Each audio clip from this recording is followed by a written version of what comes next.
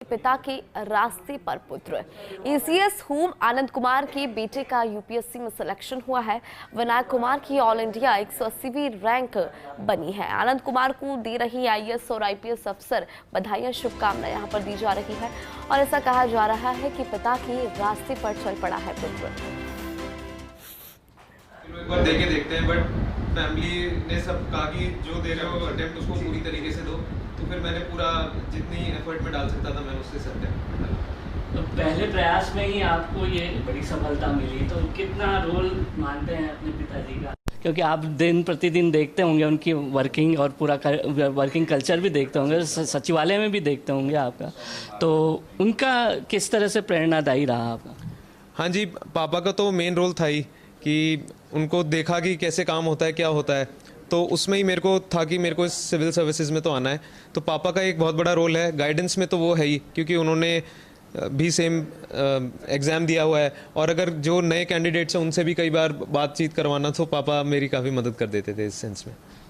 थोड़ा सा विस्तार से बताएं कि कितने घंटे तैयारी करते थे आप, कितना घंटा किस चीज़ को देते थे, कितना घंटा किस चीज़ को देते थे? तैयारी जैसे हर स्टेज के लिए अलग थी, प्रीलिम्स के लिए थोड़ी अलग थी। अगर टाइम बताऊं तो 8 to 10 आवर्स तो यूजुअली रहता था, बट जैसे एग्ज़ाम पास में आते रहते हैं तो फिर आप देखते नहीं हो कि आपके कितने घंटे पढ़ रहे हो, जहाँ से भी टाइम निकाल सकते हो आप निकाल लेते हो। तो मेन तो वही था, 10 घंटे से तो ज़्यादा ही होता था एग्ज़ाम्स के पास में। हाँ जी। क्या क्या आपके विषय रहे और आपका प्लस पॉइंट किस में मानते हो आप, और थोड़ा सा वीक पॉइंट आप किस में मानते हो? हाँ जी, प्लस पॉइंट मेरे जो ऑप्शनल सब्जेक्ट है वो मेडिकल साइंस ही रहा है अभी, और प्लस पॉइंट मैं मानता हूँ मेरे को ठीक टाइम पे भगवान ने गाइडेंस दे दी कि मतलब ऑटोमेटिक हुआ, मैंने कहीं ज़्यादा ढूंढने की ज़रूरत नहीं पड़ी, आती गई अपने आप गाइडेंस मेरे पास यूट्यूब से और हर जगह से। तो मैं उसको लक को एक थोड़ा प्लस पॉइंट मानता हूँ। और जो नेगेटिव पॉइंट है कि मैं बहुत ज़्यादा टेस्ट लिख नहीं पाया, टाइम कंस्ट्रेंट बहुत ज़्यादा था, मेडिकल साथ में चल रहा था, कॉलेज साथ में, और तो मैं थोड़ा अपना नेगेटिव पॉइंट मानता हूँ। मेडिकल आप कर रहे थे और इसके साथ साथ ये कितना बड़ा फ़र्क मानते हैं दोनों में, और दोनों की तैयारी में बेसिकली कितना बड़ा फ़र्क मानते हैं आप? मेडिकल का सिलेबस खुद एक बहुत बड़ा सिलेबस है, और जो उनका नीट पीजी एग्ज़ाम होता है वो अपने आप में एक बहुत बड़ा एग्ज़ाम है और उससे मेरे को अभी भी डर लगता है। लेकिन दोनों की तैयारी में अगर फ़र्क है तो ये है कि यूपीएससी थोड़ा सा अनप्रिडिक्टेबल मेरे को लगता है कि कहाँ से क्या पूछेंगे, कुछ सेट नहीं है मतलब, और सब्जेक्टिविटी बहुत ज़्यादा है। जैसे कल में ये था कि मैं लिस्ट में होऊंगा भी कि नहीं, डर लग रहा था, और कभी कभार ये लग रहा था यार हो सकता है 50 में भी आ जाएं, लेकिन 180 आई एम सेटिस्फाइड कि ठीक है। हाँ जी, तो ये था। सिविल सेवा में इंटरव्यू के दौरान किस तरह के आपकी तैयारी रही, और इंटरव्यू में खासतौर पे कैसे सवाल पूछे? क्या कुछ ऐसा लगा कि एक असहजता हो जाती है, अटपटे से सवाल पूछे जाते हैं, या फिर आप सब चीज़ के लिए प्रिपेयर थे और हर तरह के सही सवाल आप जवाब दिए आपने? इंटरव्यू की स्पेशली बात की जाए तो नहीं, अटपटे ऐसे कोई सवाल तो नहीं किए। बोर्ड मतलब आराम से ही बात करता है आपसे, कहीं कहीं आपको फंसाने की कोशिश करता है। एक मेंबर थे जो मेरे को ऊपर से नीचे पूरा स्कैन कर रहे थे, ऑब्जर्व कर रहे थे कि क्या मे भी शायद नर्वस है या नहीं है। सो ऐसे अटपटे सवाल तो नहीं थे, बट हाँ थोड़े अलग अलग एरिया से सवाल किए थे उन्होंने। अब आप सिविल सेवा में आ जाएंगे और कुछ दिनों बाद आपको कैडर भी मिल जाएगा, और कैडर के साथ आईएएस आईपीएस किस में जा सकते हैं ये भी मिल जाएगा। तो क्या आपकी सोच है कि किस तरह से जनहित में काम किया जा सकता है, सिविल सेवा का एक ध्येय बनाते हुए, और एक मोटो किस तरह से, लक्ष्य किस तरह से बनाएंगे? हाँ जी, मेरे जो पर्सनल फेवरेट एरियाज़ है जिसमें मैं काम करना चाहता हूँ, एक तो है वो हेल्थ ही है, क्योंकि हेल्थ में अभी काम एमबीबीएस किया है तो हेल्थ एक नेचुरल वो है।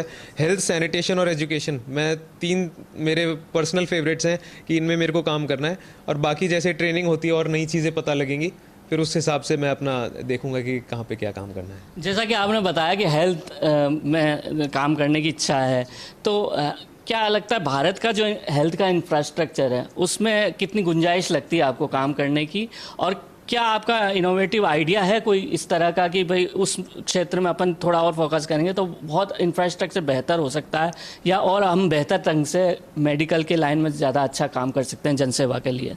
हाँ जी, तो अभी स्कोप तो बहुत सारा है हेल्थ के सेक्टर में इंडिया में, खासकर प्राइमरी हेल्थ केयर जिसे हम कहते हैं, उसमें तो बहुत ज़्यादा स्कोप है। और इनोवेटिव सोल्यूशन के बारे में बात करें तो मैं तो आर्टिकल्स में ही देखे थे, क्योंकि वो ज़्यादा ब्रॉडर तरीके से जानते हैं जो काम कर चुके हैं कि क्या इम्प्रूवमेंट चाहिए।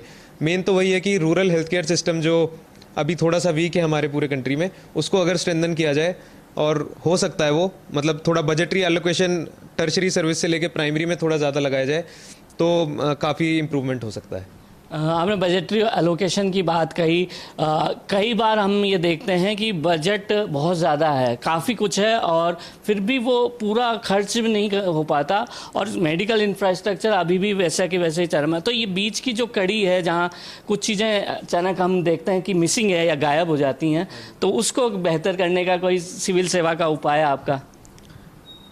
मेरा पर्सनल उपाय तो मैंने एक आर्टिकल में ही पढ़ा था, जैसे हमारी प्राइमरी हेल्थ केयर जो कम्युनिटी मेडिसिन के डॉक्टर्स हैं, पब्लिक हेल्थ जो स्पेसिफिक एक आर्डर है उसको थोड़ा सा चेंज करने की ज़रूरत है। जैसे ब्राज़ील में और अर्जेंटीना में ये टेस्ट किया गया था तो वहाँ पे काफ़ी सक्सेसफुल रहा था। फैमिली हेल्थ टीम्स बना के वहाँ पे काम किया गया था और उन पे कुछ फैमिलीज़ की अकाउंटेबिलिटी सेट कर दी गई थी।